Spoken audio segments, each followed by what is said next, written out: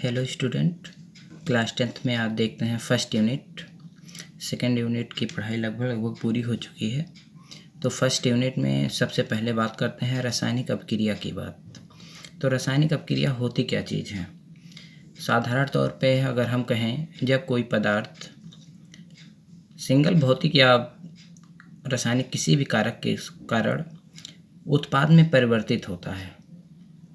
Single पदार्थ किसी भौतिक कारक या दो पदार्थ आपस में क्रिया करके कोई नया उत्पाद बनाते हैं जिसकी भौतिक एवं रासायनिक गुणधर्म बिल्कुल अभिकारक से अलग होते हैं, तो उसे हम कहते हैं रासायनिक अभिक्रिया।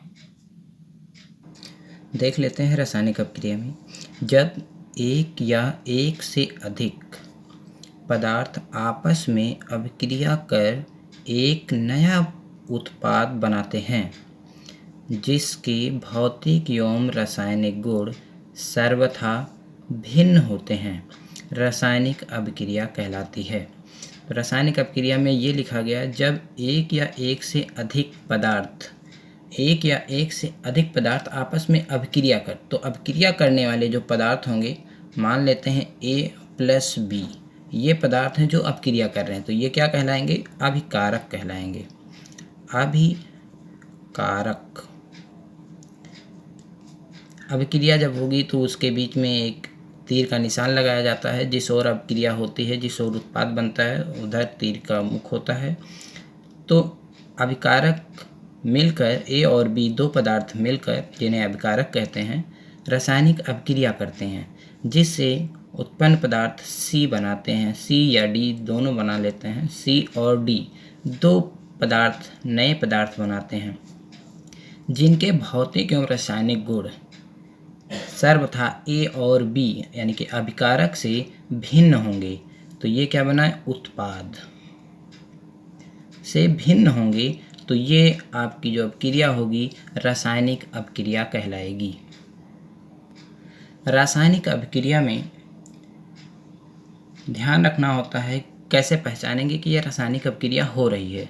तो इसमें कई प्रकार से आप पहचान सकते हैं। जैसे ये अभिकारक मान लेते हैं ठोस अवस्था में है, तो उत्पाद हो सकता है कि वो गैस या अवस्था में या द्रव अवस्था में भी आपको मिल सकता है। यानी कि सबसे पहली बात है कि अवस्था में अंतर हो सकता है, उसकी अवस्था में परिवर्तन हो सकता है, उस रंग में परिवर्तन हो सकता है, और हो सकता है दो ठोस आपस में अपक्रिया करें तो गैस निकले। तो गैस निकलना ये भी भौतिक रासायनिक अभिक्रिया कहलाएगी। अगली बात ये कर सकते हैं, हो सकता है इसका ताप बहुत ही कम ताप रहा हो और अपक्रिया के फलस्वरूप अधिक ताप निकल रहा हो, तो ताप में परिवर्तन हो सकता है, और उसके साथ साथ अवक्षेप का बनना भी हो सकता है।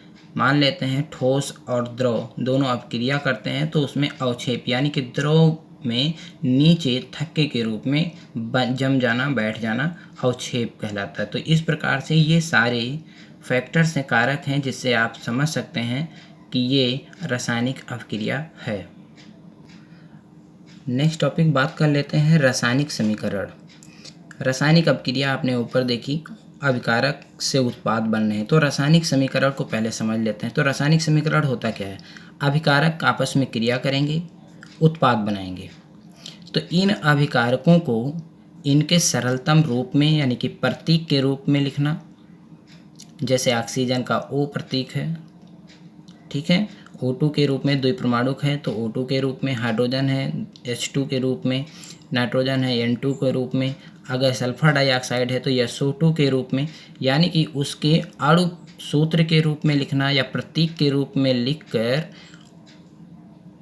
फिर तीर लगाकर उससे बनने वाले उत्पाद को भी उसके सही परमाणु के रूप में या अणु के रूप में लिखकर उचित प्रतीक का प्रयोग करते हुए, जैसे गैस है तो ऊपर की ओर एरो लगा देना, वो अवक्षेप है तो नीचे की ओर लिख देना, ठोस है तो स्मॉल s लिख देना, जल है तो लिक्विड के लिए L लिख देना, स्मॉल l का प्रयोग करना, एक्वस है तो AQ लिख देना। इन सारी प्रतीकों का उपयोग करके जो समीकरण मिलता है उसे रासायनिक समीकरण कहते हैं।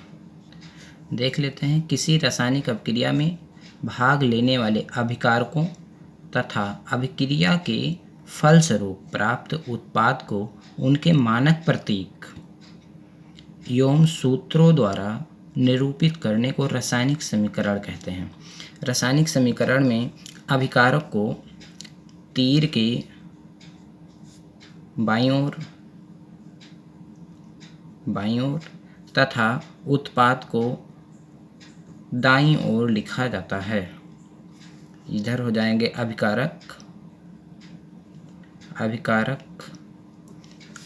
तीर के दाईं ओर हो जाएगा उत्पाद के प्रोडक्ट।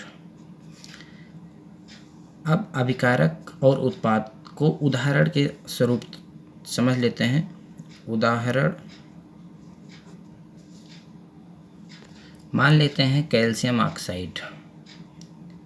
ऑक्साइड जो कि सॉलिड बेस में है, तो यहाँ पे S या मानक प्रतीक लिखा जा रहा है S के रूप में, यानी कि ये ठोस अवस्था में है, प्लस जल के साथ अपक्रिया करके H2O जो जल है लिक्विड के रूप में, तो स्मॉल l लिखेंगे।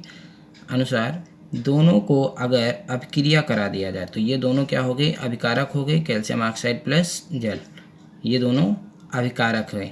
तो अभिकारक को सूत्र, कैल्शियम ऑक्साइड का ये हो गया सूत्र अणुसूत्र, ये हो गया जल का अणुसूत्र। इसके मानक संकेत जो हैं, प्रतीक हैं, ये S है क्योंकि सॉलिड फॉर्म में है, ये L है लिक्विड फॉर्म में है। दोनों आपस में अपक्रिया करते हैं।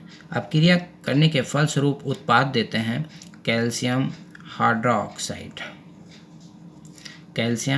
हाइड्रोक्साइड जो कि एक्वस रूप में है, यानी कि ठोस और जल का विलयन है। इसके साथ जब ये अपक्रिया होती है तो इसमें ऊष्मा निकलती है, तो ऊष्मा अगर निकलती है तो प्लस के रूप में हीट भी लिखना पड़ेगा।